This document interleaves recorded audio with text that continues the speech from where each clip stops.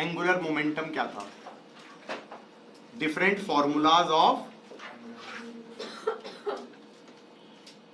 Angular momentum. भाई topic कराना तो मुझे क्या है, कंजर्वेशन ऑफ एंगुलर मोमेंटम, लेकिन कंजर्व तो बाद में करोगे, तुम्हें एंगुलर मोमेंटम तो पता होना चाहिए क्या था, हाँ या ना। हाँ तो that formulas are different for different situations. तो पहला सिचुएशन तो थी angular momentum of a particle about some point A, angular momentum of a particle about point A, this was given as r cross p, that was r cross mv, that is m r cross v, हाँ या ना। और इसको कैसे लिखते थे, M we are perpendicular, कैसे लिखते थे, एम वी आर परपेंडिकुलर। ये वो वाली सिचुएशन हो गई कि ये पार्टिकल है, इसकी वेलोसिटी कुछ है, मास m है, और एंगुलर मोमेंटम ए पॉइंट के अबाउट कैसे निकालेंगे, वो आर क्रॉस एम वी करेंगे, जिसको कैसे निकालते थे, वेलोसिटी को एक्सटेंड कर दो और परपेंडिकुलर डिस्टेंस लिख दो, ये आर परपेंडिकुलर हो गया, हाँ या ना। तो ये हो जाएगा M we are perpendicular. Direction कैसे सोचोगे, ए पे सोचो, कील ठोक दी, और यहां पर बैठ के देखेंगे तो ऐसे घूमता हुआ दिखेगा, तो ऐसे घूमता हुआ दिखेगा, एम वी आर परपेंडिकुलर। तो this is the formula for angular momentum of a particle about point A. इसी फॉर्मूले का मॉडिफाइड वर्जन क्या हो गया, मतलब इसका एक स्पेशल केस क्या हो गया रादर, कि मान लो कोई पार्टिकल सर्कल में जा रहा है, उसकी वेलोसिटी v है, ये रेडियस r है, इसका मास m है, और एंगुलर मोमेंटम अबाउट सेंटर पूछ लिया, तो एंगुलर मोमेंटम अबाउट सेंटर कितना हो जाएगा, mvr इस डायरेक्शन में, mvr इस डायरेक्शन में।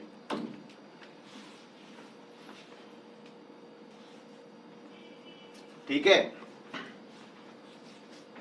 यही तो हो जाएगा, एम वी आर परपेंडिकुलर हो जाएगा रेडियस, तो M we R anticlockwise हो जाएगा।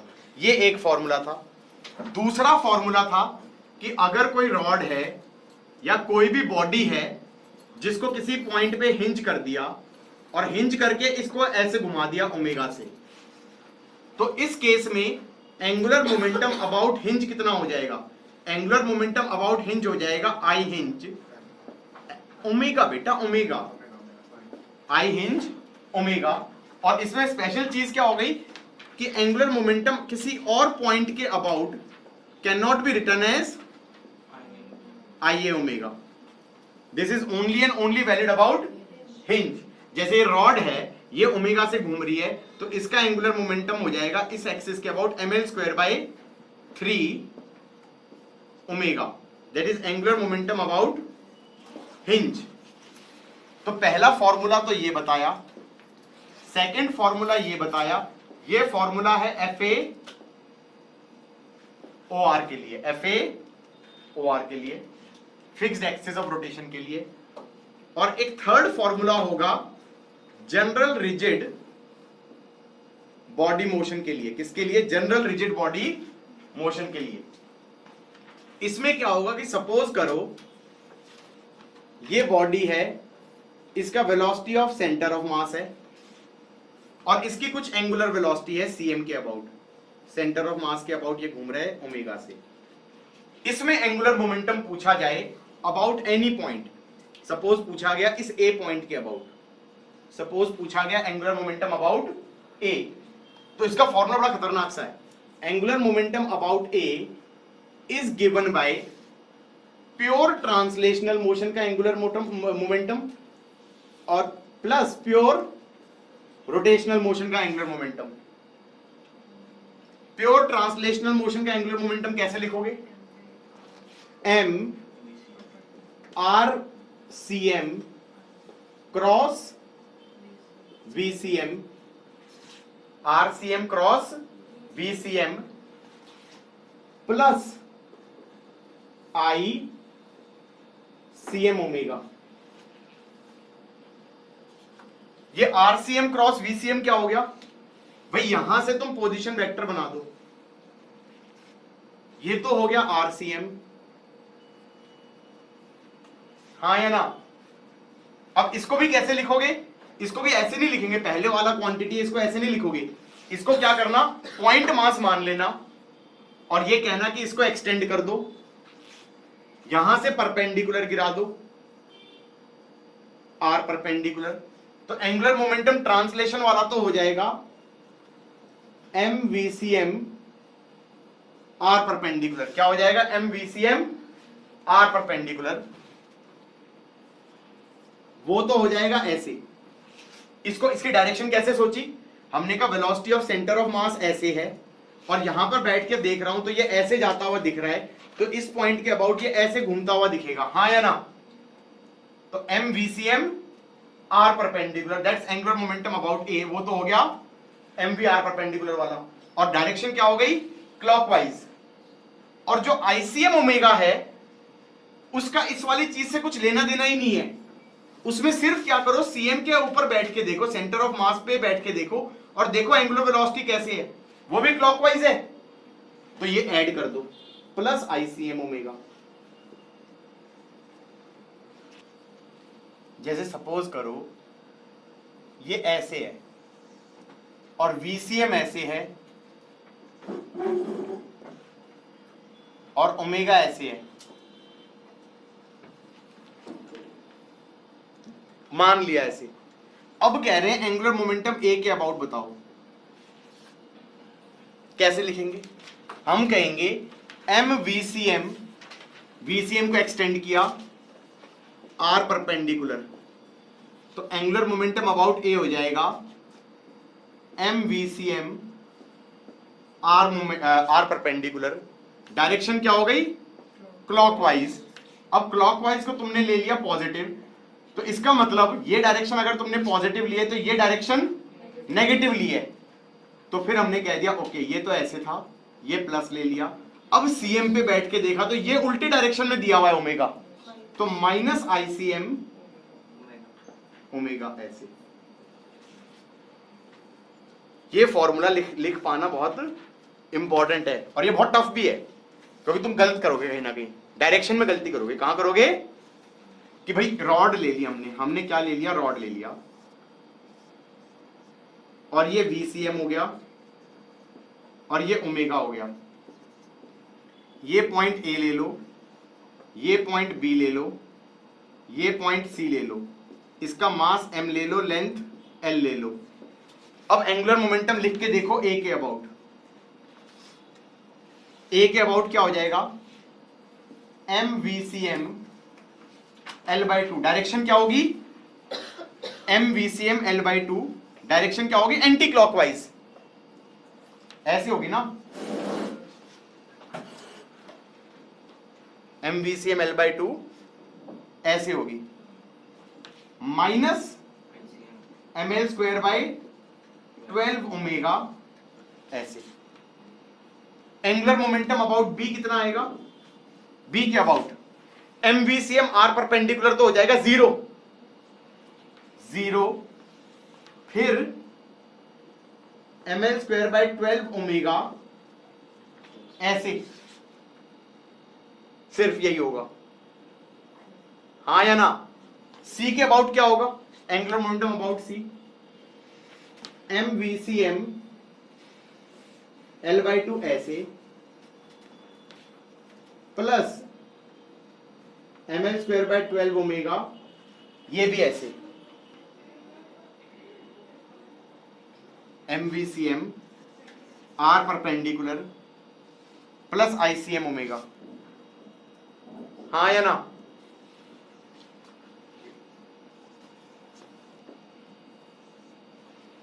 बताओ क्या दिक्कत है, नहीं समझ में आया दोबारा पूछ सकते हो। कौन से वाला बताऊं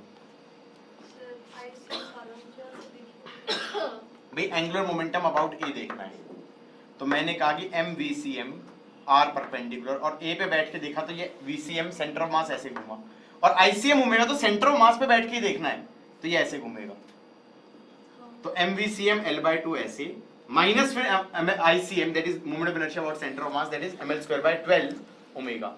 अब बी पे देखोगे तो वीसीएम आर परपेंडिकुलर तो है ही नहीं, तो वो तो जीरो ही हो गया, और फिर सीएम पे बैठ के ऐसे घूम रहा है तो आईसीएम ओमेगा ऐसे हो गया, हाँ या ना।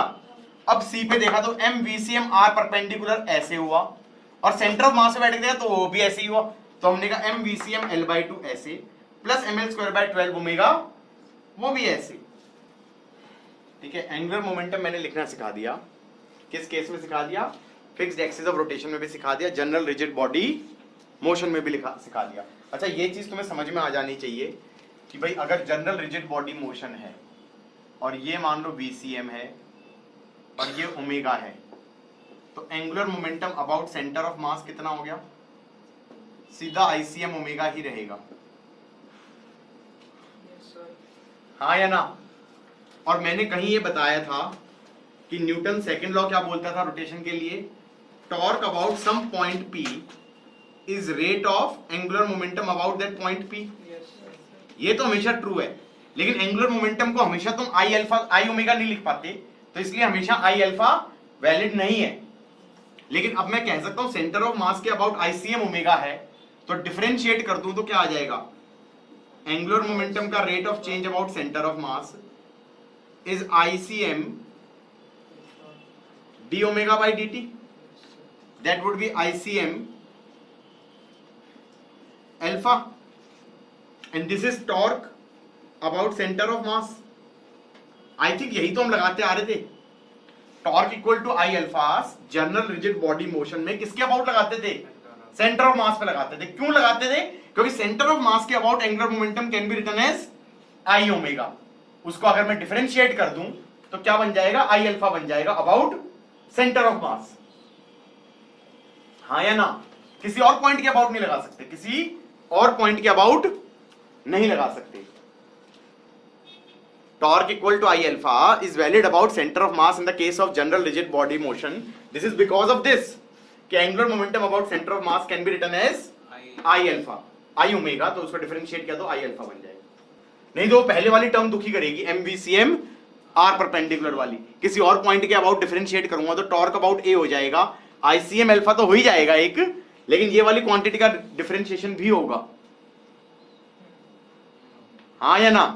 तो torque equal to I alpha नहीं बना, basically torque equal to I alpha किसी और पॉइंट के अबाउट वैलिड नहीं है, सिर्फ किसके अबाउट वैलिड है, सेंटर ऑफ मास के अबाउट वैलिड है।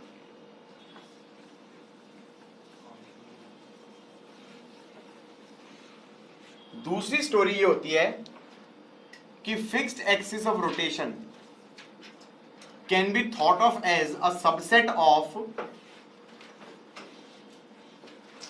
General rigid body motion.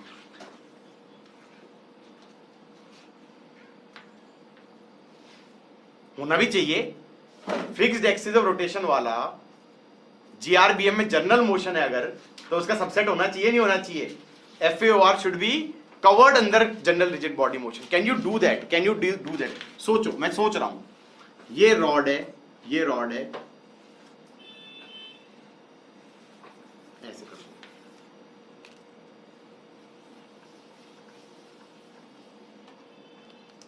ये रॉड है, इसको हिंज करते थे यहां पे, इसको हिंज करते थे यहां पे और ओमेगा से घुमाते थे। तो काइनेमेटिक्स क्या कहता था, काइनेमेटिक्स कहता था कि इस पॉइंट की वेलोसिटी हो जाएगी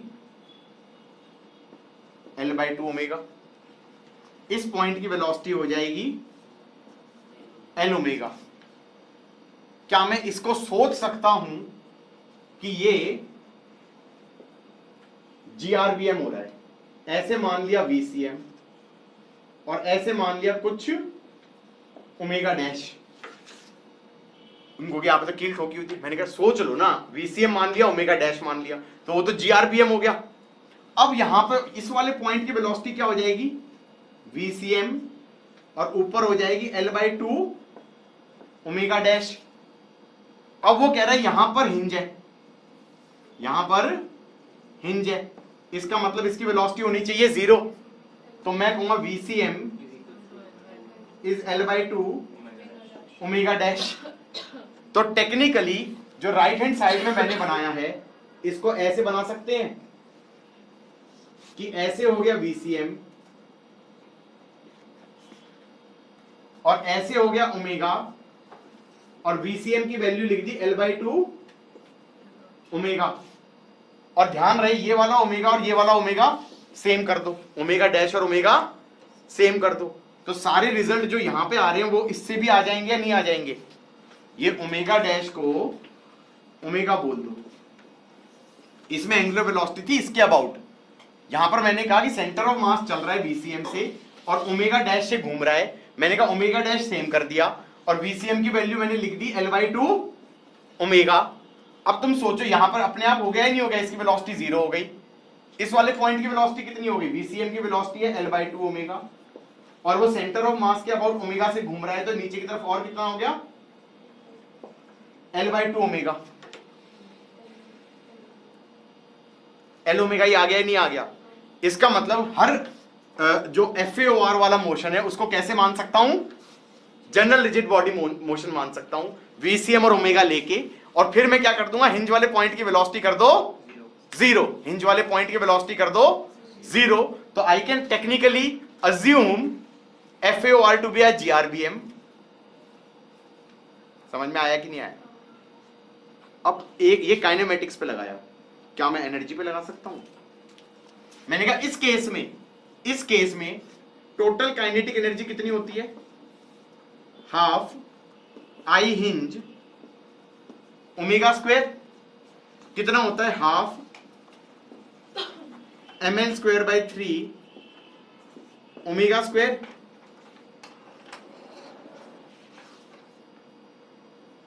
हाफ आई हिंज हो गया mL²/3 ओमेगा स्क्वायर। तो टोटल काइनेटिक एनर्जी हो गई half I hinge omega square. और राइट वाला है उसमें क्या कह सकते हो? टोटल काइनेटिक एनर्जी को लिख सकता हूं translational kinetic energy plus rotational kinetic energy. अब इस वाली सिचुएशन में ये VCM था और ये ओमेगा था, तो ट्रांसलेशनल काइनेटिक एनर्जी हो जाएगी half m VCM square plus half ICM omega square. Half m VCM square, VCM कितना हो गया? Velocity of centre of mass L/2 omega, and half I hinge नहीं होता, ICM ओमेगा स्क्वायर होता है। General rigid body motion में ये translational kinetic energy कहलाई जाती है, ये रोटेशनल काइनेटिक एनर्जी कहलाई जाती है, हाँ या ना? और translational kinetic energy plus rotational kinetic energy is total kinetic energy, हाँ या ना? क्या मैं ये कह सकता हूं this again becomes half m, ये हो जाएगा mL²/4 plus mL²/12 into omega square. Can I say this becomes half mL²/3 omega square. वही तो आ गया half I hinge omega square. इसका मतलब हम इस हिंज वाले क्वेश्चन को क्या मान लें? VCM तो मान लिया L/2 ओमेगा, और फिर ये ओमेगा इसके अबाउट ना लेके इसके अबाउट ले लें, और फिर मैं जनरल रिजिड बॉडी मोशन के सारे रिजल्ट लगा सकता हूं। और कौन सा रिजल्ट था जनरल रिजिड बॉडी मोशन वाला? एंगुलर मोमेंटम वाला। इसमें एंगुलर मोमेंटम हिंज के अबाउट कितना होता है? mL²/3 omega,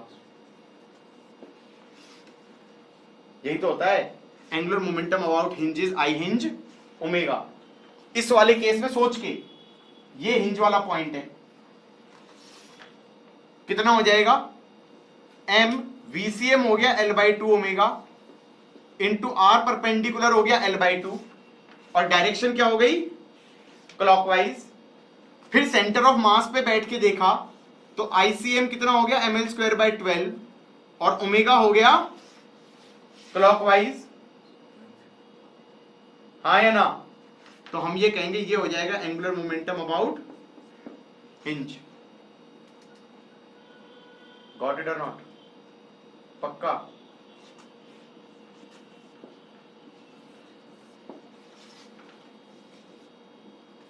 does that make sense? ये सेम आ रहा है, फिर से वही आ रहा है, 1/4 प्लस 1/12 इज 1/3, ml²/3 ओमेगा। इसका मतलब तो एक और चीज भी समझ में आई, जब सारे रिजल्ट आ रहे हैं तो मैंने ये कहा था हिंज वाले क्वेश्चंस में torque about hinge is I hinge alpha. मैंने कहा ऐसा नहीं है, हिंज वाले क्वेश्चंस में तुम ये भी लगा सकते हो इसका मतलब, क्योंकि ये चीज तो जीआरबीएम तो सुपर सेट है एफएओआर का, हाँ या ना? तो जनरल रिजिड बॉडी मोशन में जब तुम लगा सकते हो तो एफएओआर में भी लगा सकते हो। लगाएंगे नहीं, क्यों नहीं लगाएंगे? क्योंकि टॉर्क अबाउट सीएम तो फिर हिंज फोर्स के कारण भी हो जाएगी, और हिंज फोर्स वैसे ही तुम्हें नहीं पता, तो जब तुम्हें हिंज फोर्स ही नहीं पता तो उसके कारण टॉर्क कैसे निकालोगे? You are getting my point और नॉट? तो torque equal to I alpha हम हिंज के अबाउट ही लगाएंगे, लेकिन अगर कोई पूछे क्वेश्चन में कि what are the points about torque equal to I alpha is applicable in the case of a hinge question, I would say there are 2 points. One is hinge and other is center of mass. क्योंकि hinge के about में तो यही हुआ, hinge के about तुम angular momentum लिख रहे हो आई हिंज ओमेगा, और जीआरबीएम में हम क्या कह रहे हैं? Angular momentum about CM is ICM omega, हाँ या ना? और जीआरबीएम वाले सारे रिजल्ट इस पे लगने चाहिए एफएओआर पे, तो हम कहेंगे कि इसका मतलब हिंज पे भी लगेगा और सेंटर ऑफ मास पे भी लगेगा, हिंज पे भी लगेगा और सेंटर ऑफ मास पे भी लगेगा। Got it? डिलीट मार दे।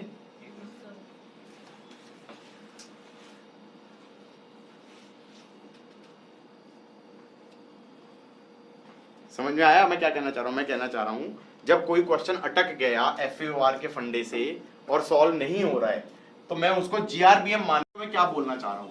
आई am simply trying to say कि तुम्हारे पास एफएओआर है, फिक्स्ड एक्सिस ऑफ रोटेशन वाले केस में there was only one point जिसके अबाउट तुम एंगुलर मोमेंटम निकाल सकते हो, दैट वाज हिंज। ऐसे ओमेगा से घूम रहा है, तुमने एंगुलर मोमेंटम अबाउट हिंज तो बोल दिया ml²/3 ओमेगा, एम आई राइट?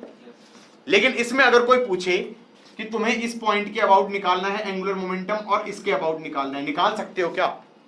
क्योंकि कोई फॉर्मूला ही नहीं है।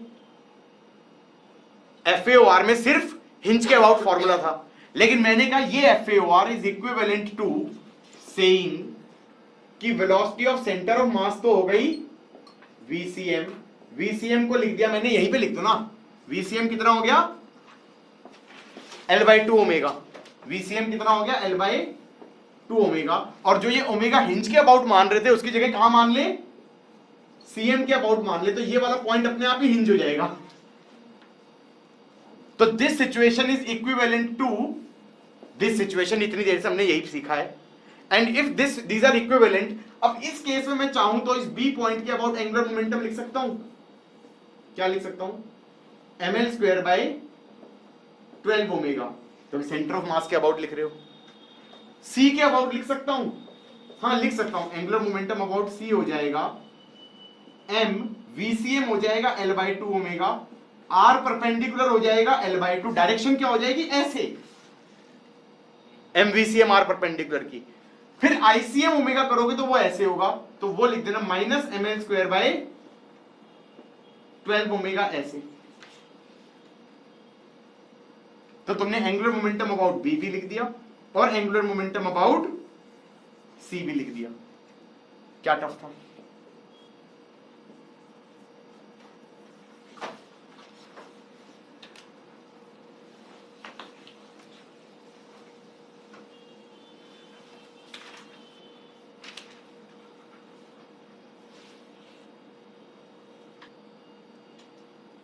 गाइस यहां तक समझ में आ गया? मैं ये कह रहा हूं, सपोज करो कोई बॉडी है और इसमें कोई फोर्स ही नहीं लग रही, तो मैं कह सकता हूं torque about any point is 0। और टॉर्क क्या होता था? rate of change of angular momentum about that point. तो torque about any point is 0, इसका मतलब angular momentum about any point is constant.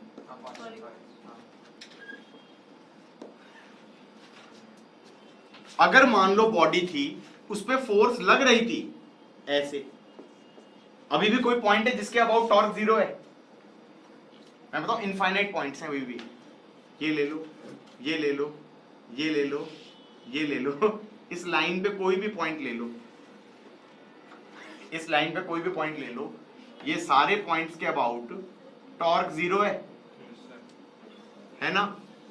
तो इन सब पॉइंट्स के about torque is 0 about any point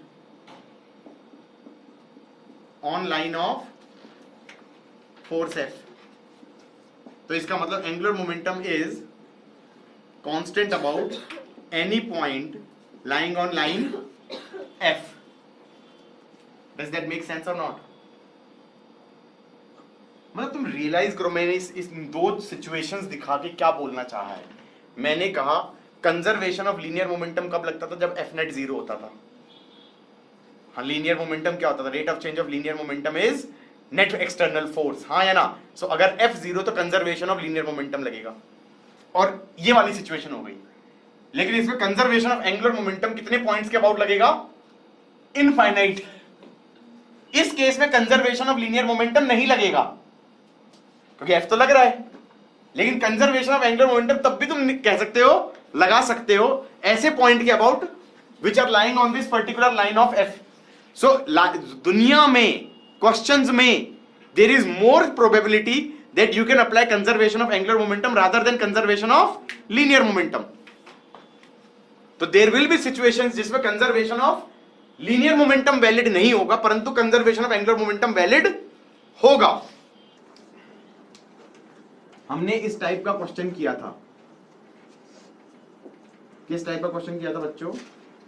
something like this.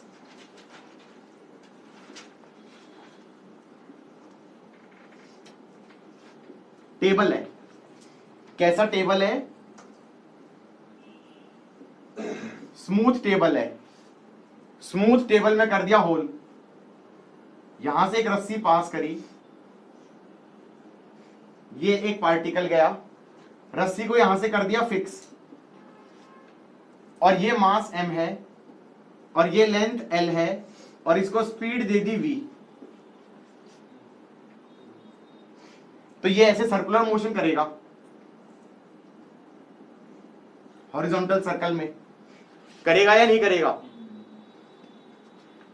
एक काम करते हैं, इसका क्रॉस सेक्शनल व्यू देखते हैं. तो किसी इंस्टेंट पे इसका एफबीडी बनाते हैं.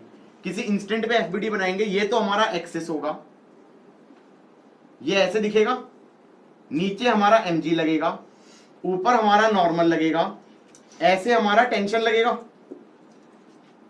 सेंट्रीपिटल एक्सेलरेशन होगी. सेंट्रीपिटल एक्सेलरेशन किधर की तरफ होगी? सेंटर ऑफ सर्कल की तरफ. कितना? v²/l. हम कहेंगे normal would be equal to mg and tension would be equal to m v²/l.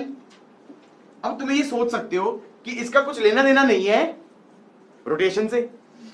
हाँ या ना? ये तो हम कर चुके थे, तो हम न्यूटन लॉज में कर चुके हैं कि भाई ठीक है, नॉर्मल इक्वल टू mg हो जाएगा, फ्रिक्शन है नहीं, स्मूथ टेबल दिया हुआ है, tension is equal to mar हो जाएगा, a सेंट्रीपिटल हो जाएगा, ar हो गया v²/r, तो हो गया v²/l.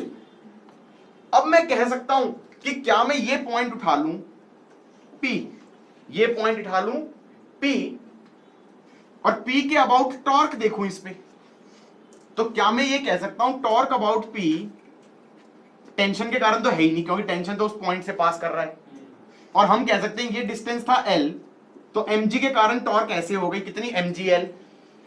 Torque about P due to mg हो गई mgl ऐसे, और नॉर्मल के कारण हो गई नॉर्मल L ऐसे, और नॉर्मल और mg बराबर था, तो इसका मतलब टॉर्क हो गई 0.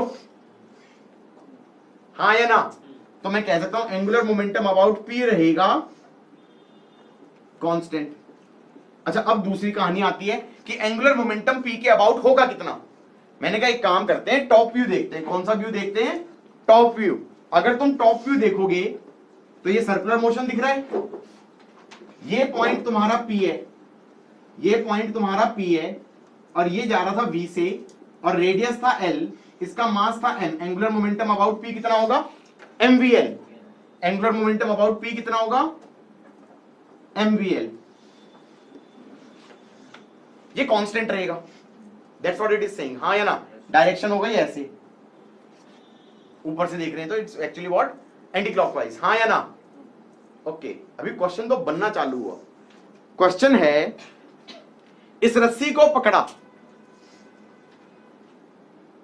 और खींच दिया नीचे, रेडियस चेंज कर दिया। क्या कर दिया? रस्सी को पकड़ा और खींच दिया नीचे, और इसका रेडियस कम करके कर दिया सपोज से L का आधा। चलो हर साल मैं आधा ही करता हूं, इस बार 1/3 कर देते हैं लोग। कितना कर दिया? L/3, हाँ या ना? क्वेश्चन बनेगा कि अब स्पीड कितनी हो जाएगी। तो क्या मैं कह सकता हूं कि angular momentum about this point P is constant, why? Because torque about P is 0। अब बाद में हमने देखा तो ये सर्कुलर मोशन कर रहा है, रेडियस तो कितना हो गया? L/3, स्पीड हो गई V डैश, स्पीड हो गई V डैश, और ये पॉइंट हो गया P, इसके अबाउट एंगुलर मोमेंटम कितना होगा? mv डैश L/3 mvr, और इनिशियली कितना था?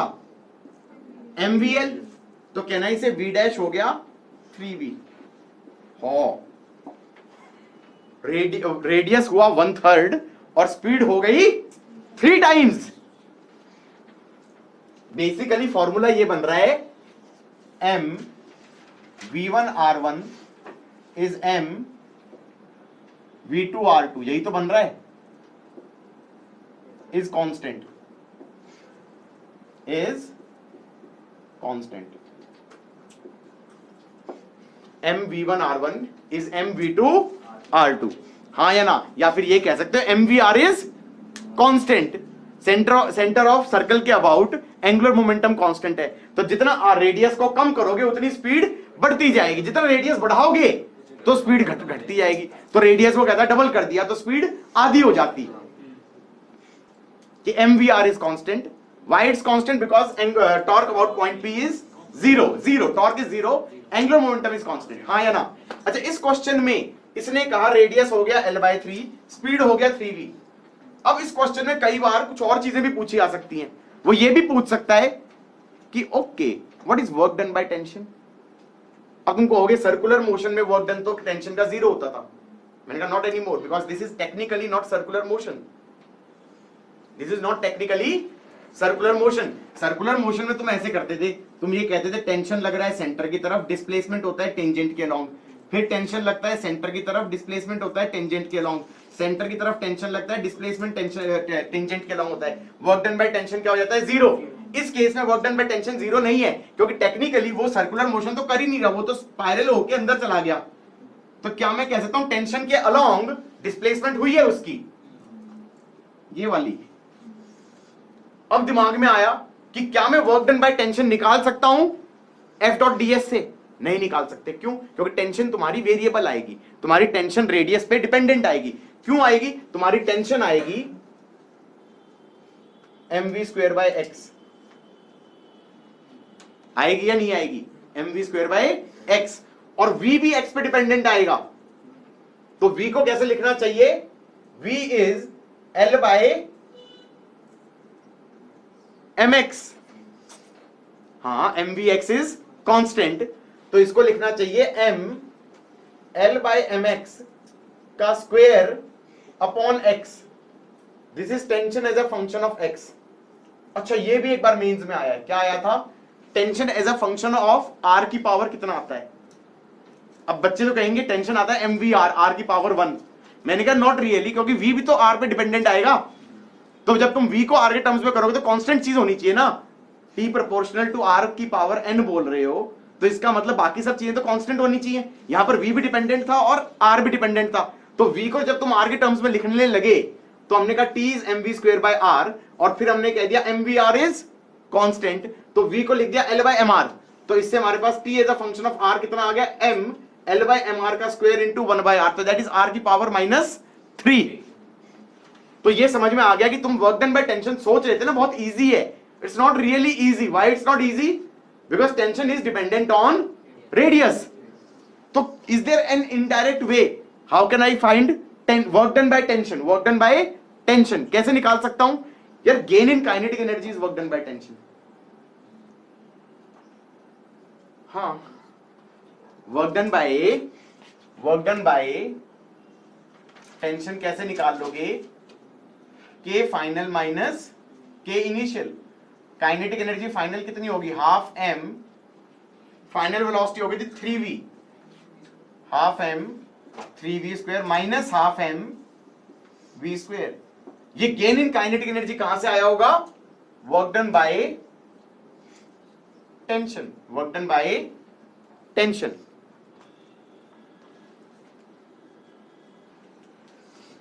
ठीक है, मैं ये कह रहा था, मान लो एक और क्वेश्चन देखा जाए सिमिलर सा। ये हमारे पास सन है, ये हमारे पास अर्थ है। ये अर्थ सन के अराउंड एलिप्टिकल ऑर्बिट में चक्कर काटता है। जब ये अर्थ हमारा यहां पे है तो क्या मैं कह सकता हूं उस पर फोर्स किधर की तरफ लगेगा? ग्रेविटेशनल फोर्स इस लाइन के अलोंग लगेगा, F1। हाँ, F1 की वैल्यू भले ही तुम्हें लिखनी आती हो, वैसे आती होगी। ये मास m ले लो, ये m ले लो, कितना हो जाएगा? F1 G mm bye R1 square. ये R1 ले लो, हाँ या ना? अब जब ये यहां पहुंच जाएगा तो डिस्टेंस चेंज हो गया, लेकिन फोर्स तो इस लाइन के अलोंग ही लगेगा, F2। क्यों? ग्रेविटेशनल फोर्स है, अट्रैक्टिव फोर्स है। जब यहां पहुंच जाएगा तो फोर्स तो इधर की तरफ ही लगेगा, F3। जब यहां पहुंच जाएगा तो फोर्स तो इधर की तरफ ही लगेगा, F4। गॉट इट और नॉट?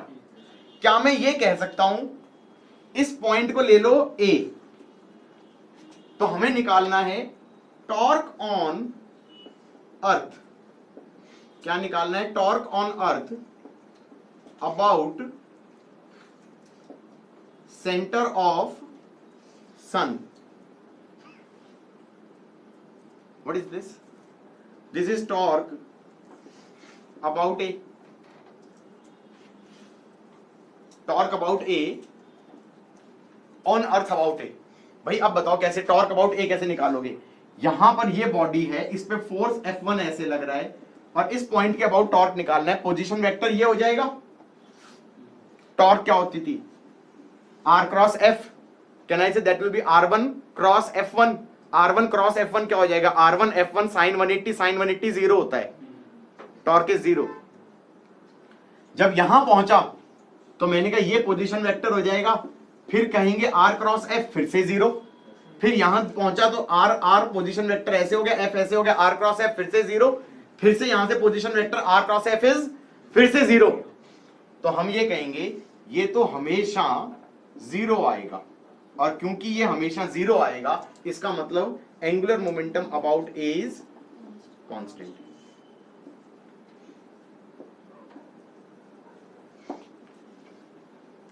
तो अर्थ जब सन के अबाउट चक्कर काटता है तो अर्थ का angular momentum about the centre of sun constant होता है। इसको उल्टा भी सोच सकते हैं, ये अर्थ है और ये सैटेलाइट है, और सैटेलाइट अर्थ के अराउंड चक्कर काटेगा तो सैटेलाइट का angular momentum about the centre of earth constant होगा। एंगुलर मोमेंटम कांस्टेंट होगा, टॉर्क जीरो होगा, हाँ या ना? अच्छा, अब कहानी बनती है एंगुलर मोमेंटम लिखते कैसे हैं? हमने कहा जब मान लो यहां पर है, अब लिख के देखते हैं angular momentum. Angular momentum about this point A. हमने कहा वेलोसिटी तो हो गई टेंजेंट के अलोंग, वेलोसिटी तो हो गई टेंजेंट के अलोंग। पोजीशन वेक्टर हो गया ये आर वेक्टर। अब इसका मास ले लो m। अर्थ को मान लिया पॉइंट मास, अर्थ को मान लिया पॉइंट मास। तो हमने कहा एंगुलर मोमेंटम अबाउट ए कितना हो जाएगा? m r cross b। अब ये मत कहना हम तो आईसीएम ओमेगा भी लगाएंगे, अर्थ के घूमने को तो काउंट ही नहीं कर रहा मैं। Point mass not rotating at all, which is actually wrong. मतलब अर्थ जो बेचारा अपने एक्सिस पे घूम रहा है जाए भाड़ में। हमने कहा पार्टिकल है बस चक्कर काट रहा है, हाँ या ना? तो m r क्रॉस v। ठीक है, क्या करेंगे, पोजीशन वेक्टर को ऐसे एक्सटेंड कर दो, ये हो गया आर वेक्टर, ये हो गया वी वेक्टर, हमने कहा इनके बीच का एंगल हो गया थीटा, तो आंसर बन जाएगा m r magnitude v magnitude sine theta. Direction क्या हो जाएगी, r cross v, anticlockwise, हाँ या ना। ये चीज कांस्टेंट है, ये पूरी चीज कांस्टेंट है। क्या कांस्टेंट है, m r v sine theta constant है, लेकिन ना तुम्हारा आर कांस्टेंट है, ना वी कांस्टेंट है, ना थीटा कांस्टेंट है, तीनों चीजें चेंज हो रही होंगी। हाँ देखो ना, यहां पे आर बड़ा होगा, यहां पे वी कुछ होगा, उसके बाद यहां पहुंचेगा, एंगल भी चेंज हो जाएगा, एंगल भी चेंज हो जाएगा, यहां पहुंचेगा, वेलोसिटी ऐसे, पोजीशन वेक्टर ऐसे, ऐसे एक्सटेंड करूंगा, एंगल ये हो जाएगा, फिर कहीं ना कहीं पता चलेगा जी वेलोसिटी तो ऐसे होगा, पोजीशन वेक्टर ऐसे होगा, एंगल ये वाला हो जाएगा, फिर जब यहां पहुंचेगा तो पोजीशन वेक्टर ऐसा होगा, एंगल भी चेंज हो रहा है, एंगल भी चेंज हो रहा है, हाँ या ना। लेकिन ये पूरे का प्रोडक्ट कांस्टेंट है, m r v sine theta. यहां पर मैं दो चीजें बोल सकता हूं, एक चीज तो बोल सकते हैं जब वो एक्सट्रीम पॉइंट पे है, मैक्सिमम सेपरेशन पे है, कहां पर है, मैक्सिमम सेपरेशन पे है, ये वाले को बोल दो मैक्सिमम सेपरेशन पे है, तब मैं ये कह सकता हूं जो वेलोसिटी है वो ऐसे होगी कि आर वेक्टर के साथ 90 डिग्री पे हो। क्या बोल सकता हूं ऐसा, क्यों बोल सकता हूं, हर एक चीज के पीछे कुछ लॉजिक होना चाहिए, ठीक है। जस्ट बिकॉज मैंने बोल दिया कि बोल सकता हूं, हाँ ठीक है सर बोल रहे तो बोल ही सकते होंगे, ऐसा थोड़ी होता है। मैं ये कह रहा हूं कि वेलोसिटी इस इंस्टेंट पे 90 डिग्री पे होगी पोजीशन वेक्टर के साथ, या ये कहो इस लाइन ज्वाइनिंग के साथ 90 डिग्री पे होगी, तो साइन थीटा हमारा साइन 90 हो जाएगा, 1 हो जाएगा। क्यों बोल रहा हूं, याद करें, अगर कोई ऐसे है तो हम कहेंगे v सेपरेशन कितना होता है, ये फिक्स्ड है, v सेपरेशन होता है v cos थीटा, और अगर ऐसे होता तो v अप्रोच कितना होता है, v cos थीटा। जिस रेट से लेंथ कम हो रही है that will B v cos theta in this case, जिस रेट से ये लेंथ बढ़ रही है that is v cos theta in this case, हाँ या ना। Velocity of approach and velocity of separation. अब उस कहानी के हिसाब से देखा जाए, तुम ये कह रहे हो कि ये मैक्सिमम सेपरेशन है, अगर यहां पर ऐसे होती तो मैं ये कह सकता हूं ये मैक्सिमम सेपरेशन नहीं है, यहां पे तो वो अप्रोच कर रहा है, इसका मतलब मैक्सिमम सेपरेशन इससे पहले कहीं रही है। और अगर वो कहे कि नहीं वो ऐसे है वेलोसिटी, तो मैंने कहा ये तो v सेपरेशन कर रहा है अलोंग द लाइन ज्वाइनिंग, तो वो तो और दूर जा रहा है अलोंग द लाइन ज्वाइनिंग, हाँ या ना। तो मैक्सिमम सेपरेशन तो अभी आएगी। You are getting my point और नॉट। इसका मतलब जब वो मैक्सिमम सेपरेशन पे होगा then velocity should be perpendicular to the line joining two particles.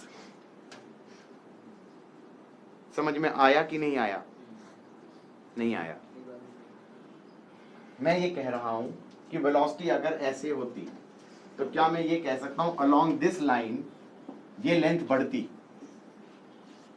किस रेट से बढ़ती, इसका ये वाला कंपोनेंट, तो इसका मतलब सेपरेशन तो और बढ़ती, तो ये मैक्सिमम सेपरेशन थोड़ी ही हुई, अभी आएगी मैक्सिमम सेपरेशन तो। और अगर ऐसे होता तो मैंने कहा इस लेंथ, इस लाइन के अलोंग, इस लाइन ज्वाइनिंग के अलोंग लेंथ तो कम हो रही है क्योंकि इस वेलोसिटी का ये वाला कंपोनेंट इधर की तरफ उसे पास ला रहा है, तो हम ये कह सकते हैं कि this is not the maximum separation, maximum separation has been attained before somewhere. तो क्या मैं ये कह सकता हूं at maximum separation your velocity should be perpendicular to the line joining. इस बेसिस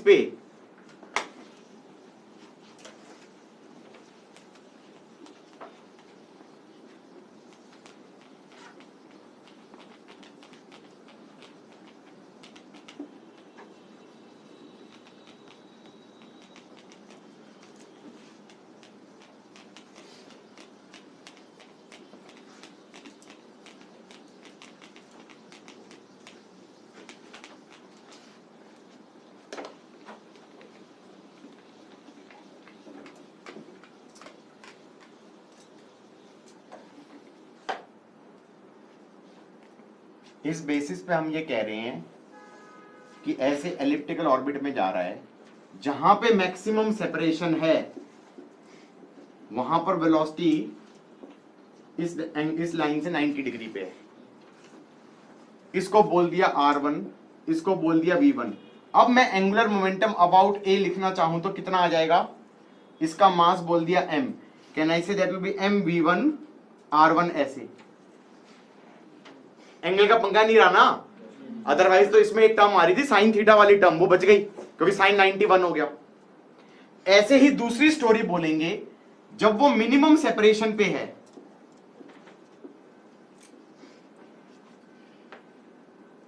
तब भी वेलोसिटी शुड बी परपेंडिकुलर। क्यों क्यों परपेंडिकुलर होना चाहिए? अगर ये ऐसे होता तो पास आ रहा होता, मिनिमम सेपरेशन अभी आएगी, और अगर ऐसे होता तो मिनिमम, ये दूर जा रहा है, मिनिमम सेपरेशन पहले ही आ चुकी है। तो क्योंकि ये मिनिमम सेपरेशन है तो वेलोसिटी शुड बी परपेंडिकुलर, तो हम यहां पे बोल देंगे v2, ये डिस्टेंस बोल दो r2। अब एंगुलर मोमेंटम अबाउट ए कितना हो जाएगा? mv2 r2। ये हो जाएगा mv2 r2। ये भी डायरेक्शन कैसे आएगी? ऐसे ही आएगी। ये भी कैसे आ रही थी? ऐसे आएगी, हाँ या ना? तो ये जो फॉर्मूला है कंजर्वेशन ऑफ एंगुलर मोमेंटम का, ये जनरल नहीं है, ये दो एक्सट्रीम पॉइंट्स पे है। क्योंकि अदरवाइज तो क्या आ रहा था? mvr sin थीटा, लेकिन दो पर्टिकुलर एक्सट्रीम पॉइंट्स पे क्या हो जाएगा? mv1 r1 is mv2 r2। एक और चीज, जहां पे r मैक्सिमम है वहां पे v मिनिमम है, जहां पे r मिनिमम है वहां पर v मैक्सिमम होगा। तुमने केपलर्स लॉ पढ़ा होगा, उसमें क्या होता है? जब अर्थ दूर होती है सन से तो वो धीरे चल रही होती है, तो यहां पर जब वो दूर है तो वो धीरे चल रही है, और यहां पे पास है तो वो तेज चल रही है। और कुछ ऐसे बनाया हुआ था कि सेम टाइम इंटरवल में this area swept would be same. वो डिराइव करना would be another story of another day, okay, कि proving the area would be same, but what I can say is when it is close to the sun, earth would be moving faster, and when the earth is what away from the sun, it is actually moving slower. Got it? और basic funda क्या लगेगा ऐसे question में? Conservation of angular momentum at two extreme points लगा देंगे generally, एक यहां पे, एक बार यहां पे। Got it?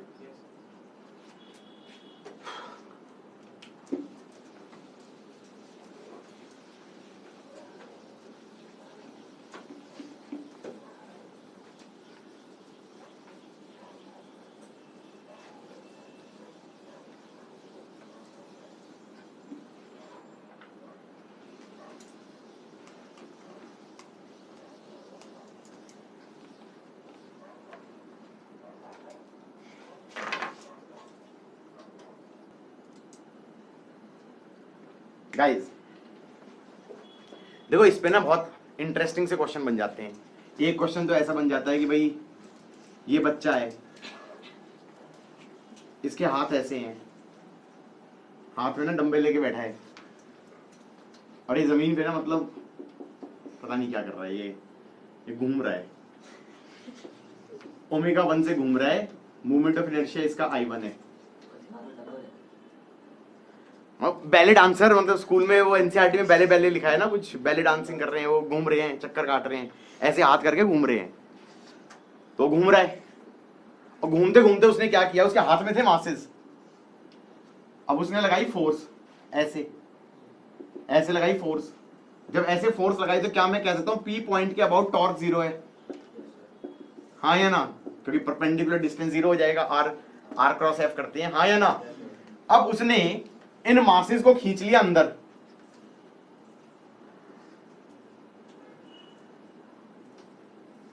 क्या मैं कह सकता हूं इसका मूवमेंट ऑफ इनर्शिया तो हो गया कम?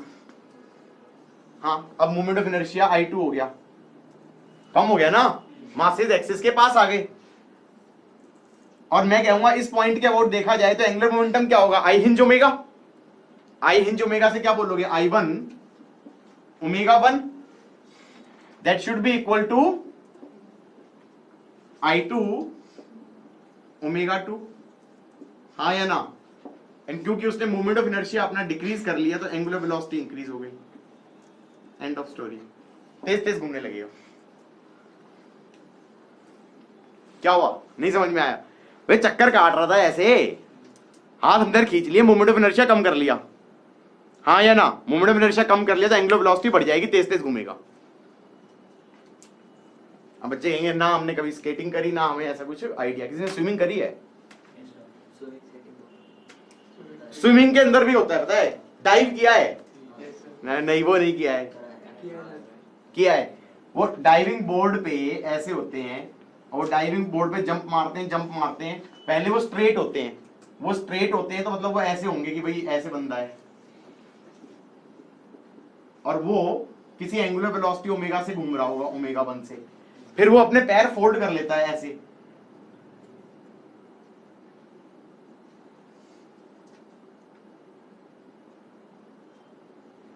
ऐसे। तो क्या मैं कह सकता हूं कि उसका मोमेंट ऑफ इनर्शिया कम हो गया, उसकी एंगुलर वेलोसिटी ज्यादा हो गई? इस एक्सिस के अबाउट देखा जाए तो पहले मोमेंट ऑफ इनर्शिया ज्यादा था, एंगुलर वेलोसिटी कम थी। जब उसने अपने आप को फोल्ड कर लिया तो तेज तेज घूम रहा है।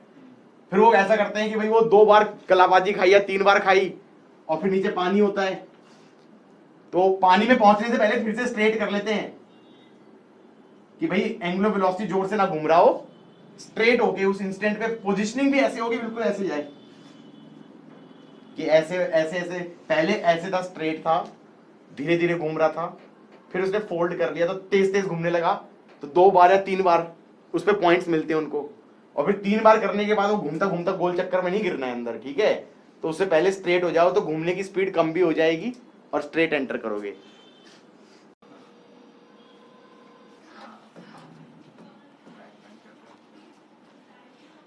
गाइस इधर देखो,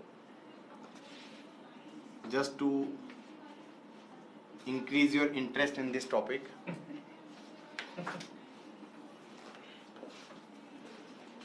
we had a question. I gave this question as a homework. This was omega naught, this was omega naught, this is time t0, this is a rough ground, this is a rough ground, solid sphere था, disc था, disc है, चलो disc है। Question है थोड़ी देर बाद ये क्या स्टार्ट कर देगा? Rolling without slipping, rolling without slipping start करेगा ये, और कोफिशिएंट ऑफ फ्रिक्शन है म्यू के, और इसका मास m है, इसका रेडियस r है। क्या क्या पूछा है? फाइनल वेलोसिटी पूछी है, फाइनल एंगुलर वेलोसिटी पूछी है, टाइम पूछा है, एंड हीट पूछा है जब वो रोलिंग विदाउट स्लिपिंग स्टार्ट करे।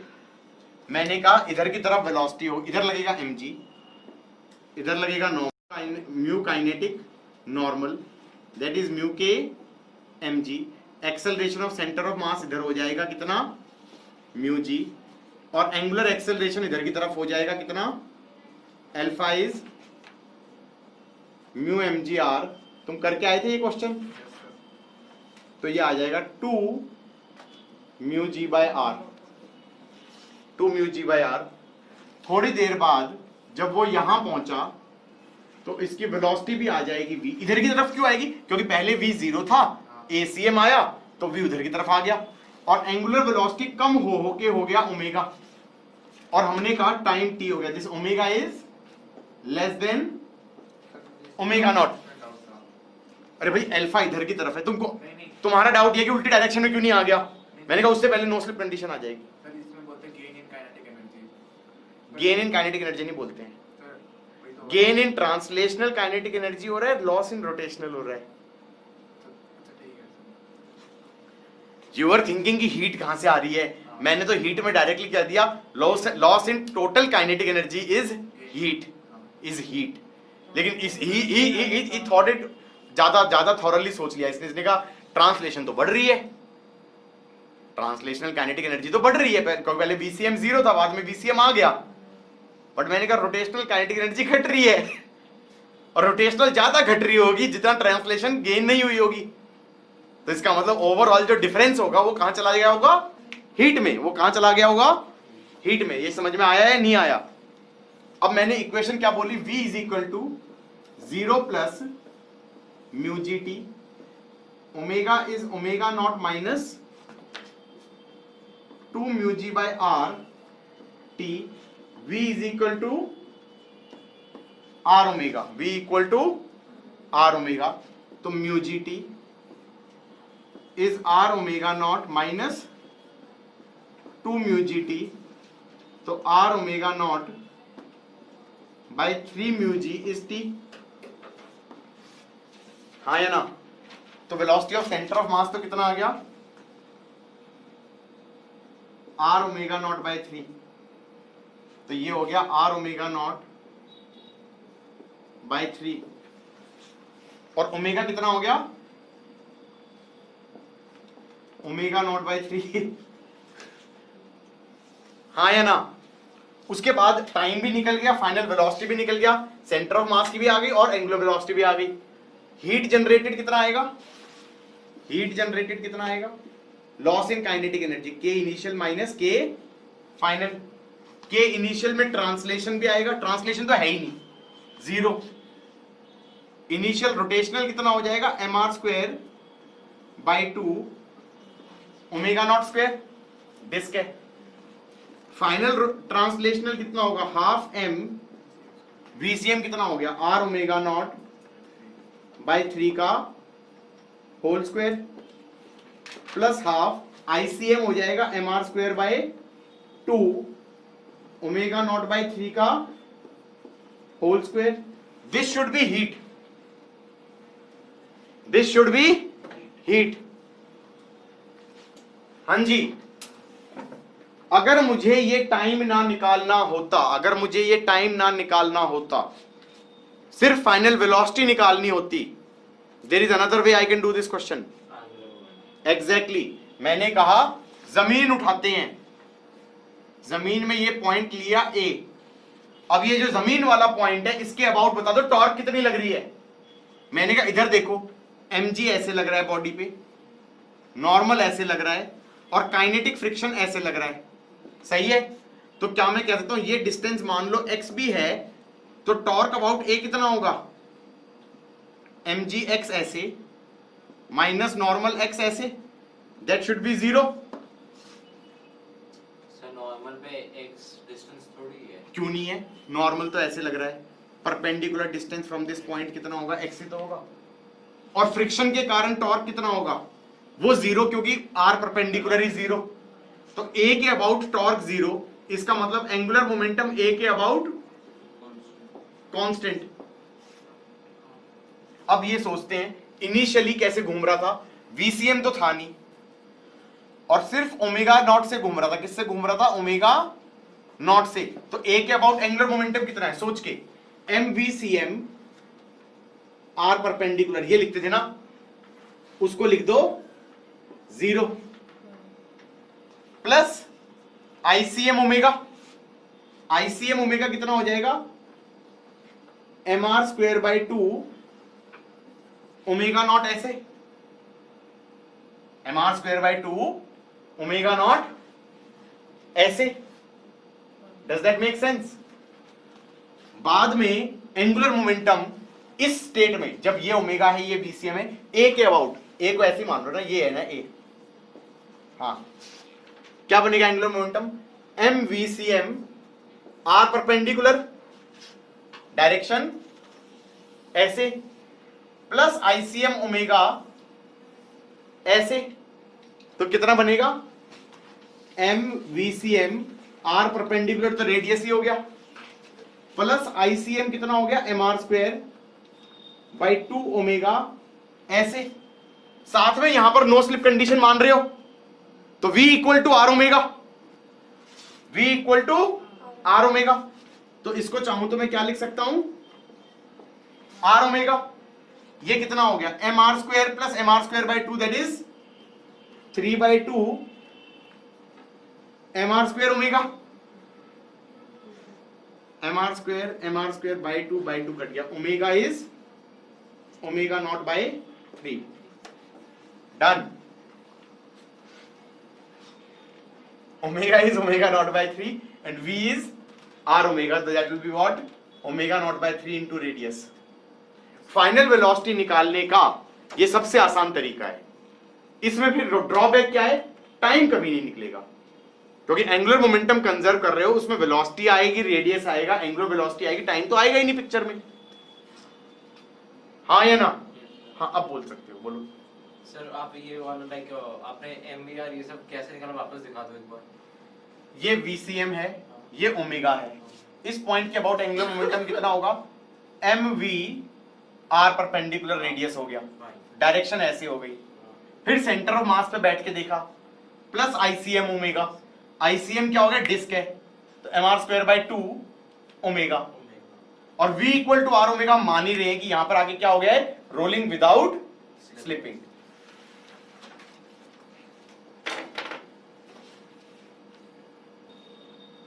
इधर देखो, एक और क्वेश्चन दे रहा हूं मैं, इधर देखो बोर्ड की तरफ, यहां पे लिख रहा हूं। क्वेश्चन है, ये ऐसे है, इधर दे दिया V0 और इधर दे दिया ओमेगा0। ओमेगा0 दे दिया 10V0/r, 10V0/r। मस्त तरीके से फेंका है, ऐसे ऐसे ऐसे स्किड मारती हुई जा रही है बॉल, ऐसे रगड़ती हुई। तो ये हो सकता है कभी रुक भी, ये वो वाला केस है जिसमें वो रुक भी सकती है, वापस भी आ सकती है, और एंड में रोलिंग विदाउट स्लिपिंग करते हुए आगे भी जा सकती है। वो 3 केसेस वाले केस में तो ऐसे है। और ये मैंने ले लिया डिस्क है, हाँ या ना? तो जब ये रोलिंग विदाउट स्लिपिंग स्टार्ट करेगी, उस इंस्टेंट पे V निकालो, ओमेगा निकालो, T निकालो, ठीक है, और हीट जनरेटेड निकालो। ये प्योर रोलिंग थोड़ी कर रही है, वो बाद में जो होता है रोलिंग विदाउट स्लिपिंग, उसी को तो प्योर रोलिंग बोलोगे। Pure rolling means rolling without slipping. हो गया? इधर देखो, बोर्ड की तरफ देखो भाई, ये डिस्क है, टाइम t0 पे ये V0 था और ये ओमेगा0 था, और ओमेगा0 दिया हुआ था 10V0/r।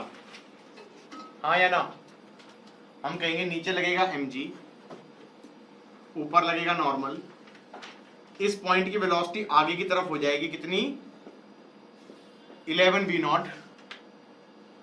तो इधर पीछे की तरफ काइनेटिक फ्रिक्शन लगेगा, mu kinetic, normal is mg, ऐसे। इसका मतलब एक्सेलरेशन ऑफ सेंटर ऑफ मास हो जाएगा इधर की तरफ म्यू जी, और एंगुलर एक्सेलरेशन इधर की तरफ हो जाएगा कितना? Mu mg r by mr²/2, so that will be 2 mu g by r। थोड़ी देर बाद हमने मान लिया कि इसकी कुछ वेलोसिटी ऑफ सेंटर ऑफ मास हो गई, कुछ एंगुलर वेलोसिटी हो गई टाइम t पे। डायरेक्शन ऐसे ही क्यों मानी? क्योंकि मैंने कहा रोलिंग विदाउट स्लिपिंग स्टार्ट हो रहा है, तो v और r ओमेगा कट जाना चाहिए, v should be equal to r omega. नीचे वाले पॉइंट पे नो स्लिप कंडीशन लगा दी, हाँ या ना? अब इक्वेशन क्या बनेगी? v equal to V0 minus mu ji T, और ओमेगा तुमने इधर की तरफ लिया है, तो omega equal to minus omega plus alpha T. तो ये आ जाएगा minus 10V0/r plus 2 mu ji by R T. अब v equal to r omega करना है हमें, तो v हो गया V0 minus mu ji T is minus 10V0 plus 2 mu G T.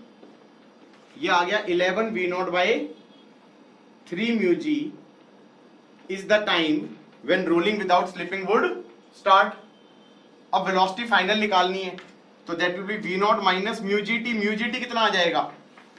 11V0/3, ये आ गया माइनस 8V0/3। माइनस आ रहा है, इसका मतलब यहां पर ये डायरेक्शन है ही नहीं, इसकी जगह ये एक्चुअली क्या जा रहा है? पीछे जा रहा है इधर की तरफ, कितना? 8V0/3 से। और फिर एंगुलर वेलोसिटी भी इधर की तरफ है, कितनी है? 8V0/3r। Does that make sense? अब दूसरा तरीका क्या हुआ? हीट तो निकाल दोगे, heat would be nothing but heat would be nothing but loss in kinetic energy. Initial kinetic energy क्या हो जाएगी, half m v naught square plus half ICM, ICM हो जाएगा m are square by 2, omega हो जाएगा 10 v naught by r का whole square minus half M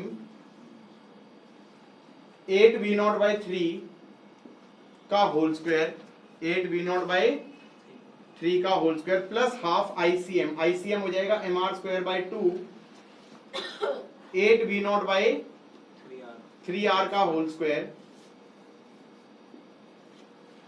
हाँ या ना? स्टार्टिंग में डायरेक्शन, अब हाँ डायरेक्शन देखने की जरूरत नहीं है, that was the whole point. Starting में नहीं है तो आंसर अलग आ गया। क्या तो मैंने डायरेक्शंस अलग ली थी। तुमने डायरेक्शंस क्या ली थी, वापस ली है? हाँ नहीं, मैंने सेम ही ली थी। तो मेरी वाली तो ली होगी। हाँ, ओमेगा ऐसे लिया, वी राइट साइड में लिया था। तो फिर तुमने नो स्लिप कंडीशन कैसे लगाई? v plus r omega is 0। तुमने अगर ओमेगा ऐसे ले लिया और v ऐसे ले लिया तो तुमने नो स्लिप कंडीशन कैसे लगाई? ठीक है ठीक है। फिर तुम्हारी नो स्लिप कंडीशन भी तो ये होगी v plus r omega is 0। वो तो कॉमन सेंस लगाओगे कि भाई इधर v लोगे तो ओमेगा ऐसे ही लेना पड़ेगा नो स्लिप के लिए, या v इधर लोगे तो ओमेगा ऐसे ही लेना पड़ेगा नो स्लिप कंडीशन के लिए, तभी तुम v equal to are omega बोल रहे होगे। अगर तुमने v इधर लिया और ओमेगा भी इधर ले लिया तो v प्लस आर ओमेगा 0 बोलोगे नो स्लिप कंडीशन से। दूसरा तरीका क्या हो गया, मैंने कहा torque about this point p is 0, torque about p is 0, तो angular momentum about p is constant. अब इनिशियल एंगुलर मोमेंटम लिख के देखो, वो कितना आ जाएगा, M v naught r perpendicular, वो तो हो गया इधर की तरफ, और आईसीएम ओमेगा उल्टा हो गया, तो इनिशियल एंगुलर मोमेंटम हो गया एम वी नॉट आर ऐसे minus M R square by 2, omega naught को लिख दोगे 10 वी नॉट बाई आर। ये ऐसे है, ये लिखने में दिक्कत आ रही है तो अभी पूछ लो,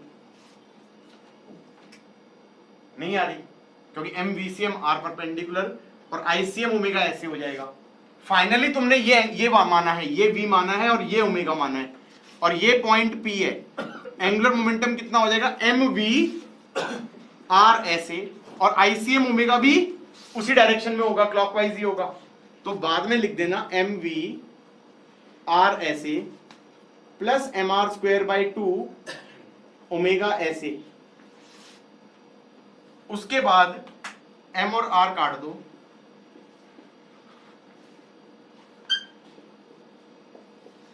और r ओमेगा को क्या लिख दोगे, by no slip condition it should be v, तो ये आ जाएगा v plus v by 2 that is 3v by 2, और ये बन जाएगा 1 minus 5 that is minus 4 v naught, और v आ जाएगा माइनस 8 v नॉट बाई 3। इसका मतलब जो डायरेक्शन मानी है वो नहीं है, और उल्टी डायरेक्शन में वापस आ रहा है ये 8 v नॉट बाई 3 से। Got it? सेकंड केस हो गया। हाँ सेकंड केस हो गया ये, लेकिन केस चेक करने की जरूरत नहीं है सॉल्व करने के लिए। ये डिस्क है, ये डिस्क है, ये डिस्क है, इसका रेडियस r है, इसका मास m है। ये इस टाइप का है जो मैरी गो राउंड टाइप का होता है ऐसे। ये डिस्क है जिसका रेडियस r है, जिसका मास m है, यहां से ये हिंज्ड है, यहां पर ये हिंज्ड है, तो ये एक्सिस हो गई। अब इस मैरी गो राउंड पे एक बच्चा बैठा है ऐसे, अब इस बच्चे ने चलना चालू कर दिया, इस बच्चे ने चलना चालू कर दिया, पहले तो ये बाउंड्री पे बैठा हुआ था ऐसे, ये मास m का, अभी सब कुछ रेस्ट पे है, अभी सब कुछ रेस्ट पे है।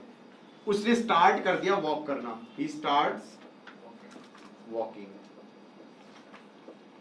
व्हेन ही स्टार्ट्स वॉकिंग, तो इसके पैरों पे स्टैटिक फ्रिक्शन लगेगा ऐसे, क्योंकि जिस डायरेक्शन में चलता है उस डायरेक्शन में स्टैटिक फ्रिक्शन लगता है। तो इसका मतलब डिस्क के ऊपर रिएक्शन फोर्स लगेगा ऐसे, हाँ या ना? Yes, sir. बात समझ में आई या नहीं आई? तो ये ऐसे स्पीड गेन करेगा तो ये पीछे उल्टी डायरेक्शन में एंगुलर वेलोसिटी गेन करेगा।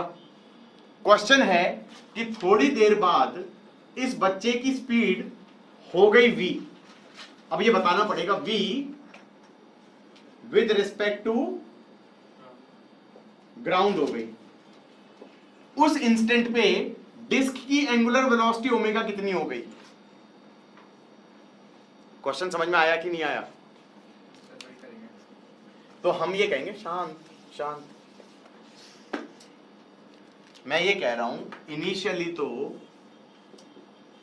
ये बच्चा यहां बैठा था, ये सब चीजें रेस्ट पे थी। जब ये चलना चालू हुआ तो इस बच्चे के ऊपर स्टैटिक फ्रिक्शन इधर लगा, डिस्क पे स्टैटिक फ्रिक्शन इधर लगा, और सिस्टम पे एक मैं कह सकता हूं हिंज फोर्स भी लग रहा होगा, हाँ या ना? क्या मैं कह सकता हूं कि बच्चे के ऊपर torque about hinge is FSR?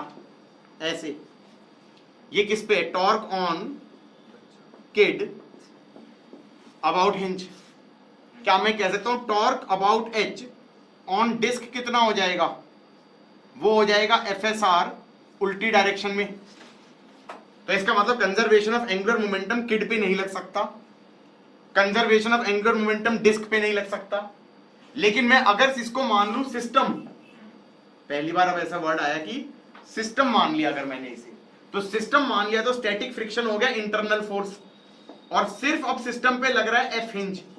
क्या मैं कह सकता हूं सिस्टम पे torque about hinge is 0, system पे torque about hinge is 0, not on the kid, क्योंकि किड पे टॉर्क लग रही है FSR ऐसे, डिस्क पे टॉर्क लग रही है FSR उल्टी डायरेक्शन में, हाँ या ना? लेकिन सिस्टम पे टॉर्क अबाउट हिंज नहीं लग रही है, तो torque on system about hinge is 0। इसका मतलब मैं कह सकता हूं angular momentum of system about hinge is constant.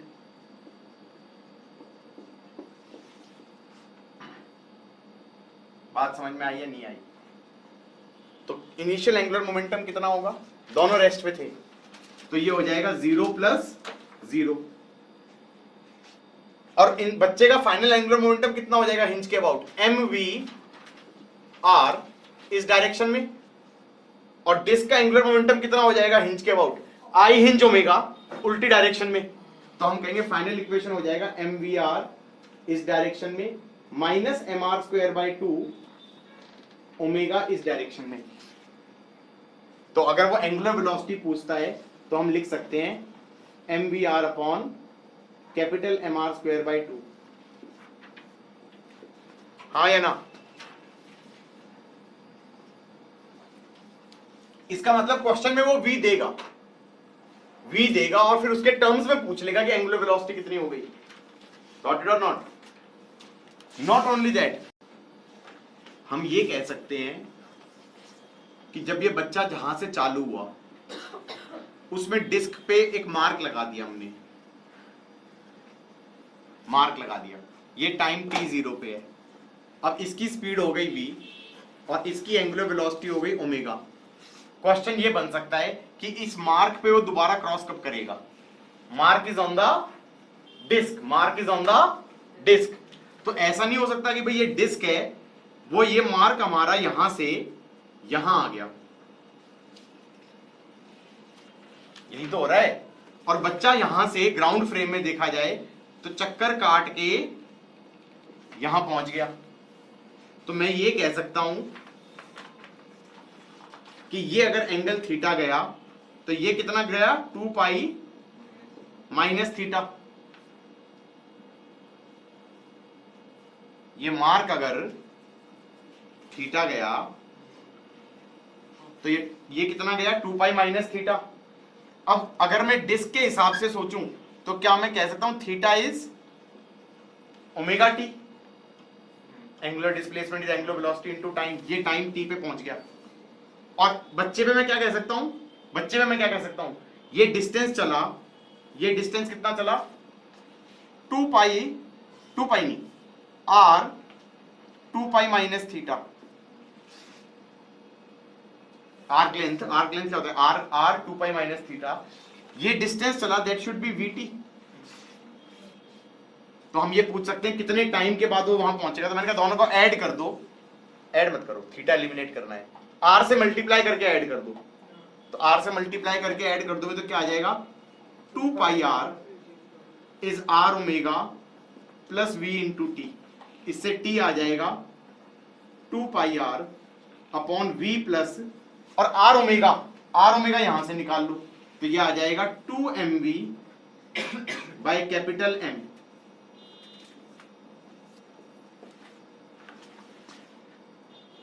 Got it? पक्का? हाँ, गलत किया क्या? मैंने कहा भाई ये वाला पॉइंट यहां पहुंच गया और ये ग्राउंड फ्रेम में यहां से यहां आ गया, तभी तो उस पॉइंट को क्रॉस करेगा। उसके बाद वो अगर थीटा पूछता है तो वो भी निकल जाएगा। कैसे? ओमेगा तुम निकाल चुके थे और टी यहां से डाल दो, टी यहां से डाल दो और ओमेगा यहां से डाल दो, थीटा भी आ जाएगा। बात समझ में आई या नहीं आई? पक्का?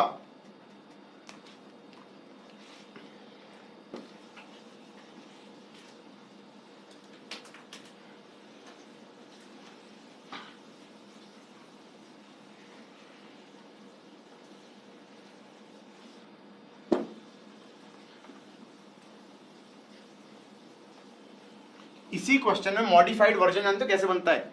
मान लो वो बच्चा दोबारा रेस्ट में था, फिर उसने चलना चालू किया और थोड़ी देर बाद उसकी वेलोसिटी हो गई वीआर। यहां पे गलती हो जाएगी, ये डिस्क घूमने लग गई ओमेगा से, तो जो ये रिलेटिव वेलोसिटी है ये किसके रेस्पेक्ट में है? डिस्क के रेस्पेक्ट में। तो ग्राउंड फ्रेम में वीआर है ही नहीं, क्योंकि इस पॉइंट की वेलोसिटी कितनी हो जाएगी? R omega. तो हम ये कह सकते हैं velocity of this boy, velocity of this person p can be written as velocity of this person with respect to disc plus velocity of disc. हाँ या ना? सो क्या मैं कह सकता हूं ग्राउंड फ्रेम में इसकी वेलोसिटी हो जाएगी v are minus are omega? हाँ या ना?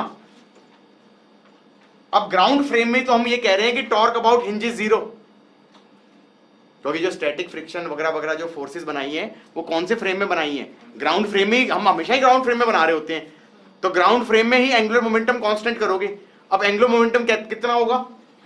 m V are minus are omega into radius, ऐसे, minus M R square by 2 omega, ऐसे। इनिशियली रेस्ट पे था तो इनिशियल एंगुलर मोमेंटम पार्टिकल का भी जीरो और डिस्क का भी जीरो, तो 0 प्लस 0 should be equal to m v relative minus are omega into r minus M R square by 2 omega. You have to be careful कि उसने कौन सी वेलोसिटी दी है। उसने वेलोसिटी जो दी अटेन करी इस बच्चे ने, वो विद रिस्पेक्ट टू ग्राउंड दी है या विद रिस्पेक्ट टू डिस्क दी है? क्योंकि विद रिस्पेक्ट टू डिस्क दी होगी तो एंगुलर वेलोसिटी ऑफ डिस्क फिर अलग कुछ ओमेगा निकल के आएगा, और विद रिस्पेक्ट टू ग्राउंड दी होगी जो मैंने अभी किया था वो करेंगे। ये विद रिस्पेक्ट टू डिस्क है, ये विद रिस्पेक्ट टू डिस्क है। तो लेकिन डिस्क की तो तब भी सिस्टम में जीरो जाएगा ना? क्या डिस्क? तो अब जिस इंस्टेंट पे उसने वी आर अटेन करी उस इंस्टेंट पे डिस्क की कितनी है, तो उस इंस्टेंट पे मैंने डिस्क की ओमेगा मान ली, तो इसका मतलब इसकी वी आर तो डिस्क के रेस्पेक्ट में हो गई, plus the velocity of this point of disc वो हो गई इधर की तरफ आर ओमेगा। तो ग्राउंड फ्रेम में इसकी कितनी हो जाएगी? Velocity of particle with respect to disc, that is v are, minus plus velocity of disc vector form में, तो माइनस आर ओमेगा करूंगा ना, तो ग्राउंड फ्रेम में क्या आ जाएगी? V are minus are omega.